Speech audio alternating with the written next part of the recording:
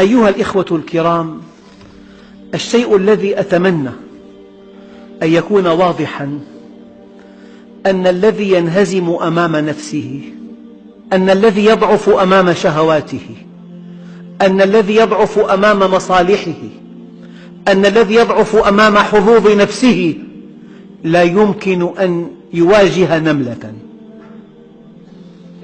لذلك من أدق الأحاديث أن النبي صلى الله عليه وسلم يبين أن أفضل الجهاد جهاد النفس والهوى. المهزوم أمام نفسه كيف يواجه عدواً؟ المهزوم أمام شهواته كيف ينتصر للحق؟ قصة أضعها بين أيديكم. رجل ممن كان في عهد رسول الله يصفه كتاب السيرة بأنه دميم جدا. جاء النبي عليه الصلاة والسلام قال: يا رسول الله، ماذا علي أن أفعل؟ قال: عليك أن تشهد أنه لا إله إلا الله وأني رسول الله، وأن تقيم الصلاة، وأن تؤتي الزكاة، وتحج البيت، وتصوم رمضان. قال: إن فعلت ما لي عند الله؟ قال: إن فعلت هذا فأنت معي في الجنة. فقال: يا رسول الله، ما بال هؤلاء الذين حولك لا يزوجونني؟ الدمامة ليست ذنبي، هكذا خلقني الله عز وجل. تأثر النبي له وقال: اذهب إلى بيت فلان وقل لهم إن رسول الله زوجني ابنتكم. فذهب إليهم، فلما رآه الأب طرده. لا يعقل أن يكون هذا زوجا لابنته. يبدو أن البنت سمعت مقالة الرجل ورد أبيها، فقالت: يا أبت، ألا تخشى أن يسبقك الوحي إلى رسول الله فينبئه بما فعلت؟ إنك إن رفضت من أجلي فأنا راضية به. أنا الأصل، إنك إن رفضت من أجلي فأنا راضية به. هذه رغبة رسول الله. فانطلق الأب سريعا إلى رسول الله وقد عاتبه النبي. قال: والله يا رسول الله ظننته كاذبا، وأشهد الله أنني زوجته إياه. جيء بالشاب إلى رسول الله لا يملك شيئا. قال: يا علي ويا عبد الرحمن ويا سعد، احملا عنه المهر. هكذا كان أصحاب رسول الله. فحمل أصحابه الثلاثة عنه المهر ونقدوه 600 درهم، وانطلق إلى السوق ليشتري جهاز البيت ليكون عرسه في هذه الليلة. فإذا بمنادي الجهاد ينادي: يا خيل الله اركبي. ماذا يفعل هذا الشاب الذي لم يكن يحلم بالزواج وقد أتيح له أن يتزوج، وفي يوم عرسه دعي إلى الجهاد؟ فانطلق مع رسول الله واستشهد في المعركة. تأثر النبي تأثرا بالغا، وقد تروي الروايات أنه كفنه بيده وصلى عليه ودفنه وبكى كثيرا وقال: إنه معي في الجنة. وقال أيضا: الله جل جلاله أبدله خيرا من زوجته. وقد وصف كتاب السيرة بأنها كانت جميلة جدا. أبدله الله خيرا من زوجته.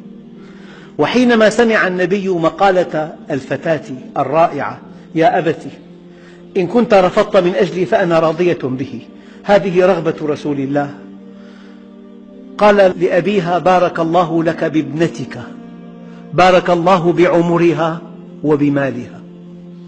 تروي السير أنها كانت أطول الصحابيات عمرا وكانت أغناهن مالا. أيها الإخوة، حينما يكون المسلمون بهذا المستوى يفتحون العالم وتدين لهم الشعوب، لأن أصحاب رسول الله حينما أحبوا الله وانصاعوا لأمره وبذلوا الغالي والرخيص والنفس والنفيس كانوا رعاة الغنم فصاروا قادة الأمم. أيها الإخوة، والله لا أكلفكم ما لا تطيقون، والله أضع نفسي مكانكم وأكلف نفسي معكم. ألا تستطيع أن تجاهد نفسك وهواك؟ ألا تستطيع أن تجاهد نفسك وهواك؟ دعك من الجهاد القتالي إلى موضوع آخر، دعك من حدوده وتفصيلاته ومشروعيته ومن يقوم به، دعك من كل هذا. ألا يستطيع المسلمون أن يجاهدوا أنفسهم وأهواءهم؟ ألا يستطيعوا أن يقيموا الإسلام في بيوتهم؟ ألا يستطيعوا أن يحكموا الشرع في أعمالهم؟ ألا يستطيعون أن يحكموا الشرع في كل خلافاتهم؟ ألا يستطيعون أن يبتعدوا عن كل شبهة لا ترضي الله عز وجل؟ أيها الإخوة الكرام، الموضوع دقيق جدا، ذلك أن من أهم أنواع الجهاد أيها الإخوة هو جهاد النفس والهوى. الجهاد 4 مراتب: جهاد النفس، وجهاد الشيطان، وجهاد الكفار والمنافقين. دعونا من جهاد الكفار والمنافقين إلى موضوع آخر. جهاد النفس، قال أحد العلماء الأجلاء: جهاد النفس 4 مراتب. أنا أضع يدي على الجرح، أنا أنطق بما أنتم قادرون عليه، لا أكلفكم ما لا تطيقون، وهذا متاح لأي مسلم في أي مكان دون أن يكون مسؤولا من أحد. جهاد النفس والهوى. جهاد النفس أن تحملها على تعلم الهدى ودين الحق، أن تطلب العلم، أن تعرف لماذا أنت في الدنيا، أن تعرف ما مهمتك في الدنيا، لماذا أنت مخلوق، لماذا خلقت، وسوف نموت جميعا، ما حكمة الموت، ماذا بعد الموت. هذه حقائق مصيرية الناس في غفلة عنها، تأخذهم سفاسف الحياة، يعيشون الجزئيات، يعيشون الترهات. هذه عقيدة مصيرية. لماذا أنت في الدنيا؟ حينما تطلب الحقيقة، حينما تطلب العلم الشرعي، حينما تصحح عقيدتك، حينما تعرف سر وجودك وغاية وجودك، حينما تعرف ماذا أراد ربك من خلقك في الدنيا، حينما تعرف ما أثمن شيء في الدنيا. من هذا الذي يطلب العلم؟ يعني إذا جاء وأدرك ركعة مع خطيب الجمعة يقول أدركنا الجمعة. وحينما قال الله عز وجل يا أيها الذين آمنوا إذا نودي للصلاة من يوم الجمعة فاسعوا إلى ذكر الله، أجمع العلماء على أن ذكر الله هي الخطبة. الحد الأدنى من التعليم خطبة الجمعة، فما بال معظم المسلمين يبحثون عن مسجد فيه جهد قليل، إما مسافته أو طول خطبته، كي ينتهي منها وكأن حملا على ظهره قد نزعه عنه. أيها الإخوة، دخلنا في صميم الخطبة. أحد أنواع الجهاد، جهاد النفس والهوى، أن تطلب العلم، أن تعرف من أنت.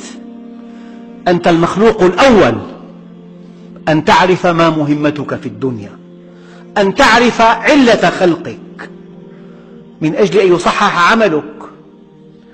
هذا الجهاد الأول، أن تحمل نفسك على طلب الحق ومعرفة الهدى ومعرفة كتاب الله وسنة رسوله. هذا يحتاج إلى وقت. هذا الذي يقول لا وقت عندي، عندك وقت لماذا إذن؟ عندك وقت لماذا؟ ماذا تجيب الله يوم القيامة؟ كنا نخوض مع الخائضين، وكنا نكذب بيوم الدين، حتى أتانا اليقين فما تنفعهم شفاعة الشافعين فما لهم عن التذكرة معرضين كأنهم حمر مستنفرة فرت من قسورة عبدي خلقت لك السماوات والأرض ولم أعي بخلقهن أفيعيني رغيف أسوقه لك كل حين وعزتي وجلالي لي عليك فريضة ولك علي رزق فإذا خالفتني في فريضتي لم أخالفك في رزقك وعزتي وجلالي إن لم ترض بما قسمته لك فلأسلطن عليك الدنيا تركض فيها ركض الوحش في البرية ثم لا ينالك منها إلا ما قسمته لك ولا أبالي وكنت عندي مذموما أنت تريد وأنا أريد فإذا سلمت لي فيما أريد كفيتك ما تريد وإن لم تسلم لي فيما أريد أتعبتك فيما تريد ثم لا يكون إلا ما أريد قل هل ننبئكم بالأخسرين أعمالا الذين ضل سعيهم في الحياة الدنيا وهم يحسبون أنهم يحسنون صنعا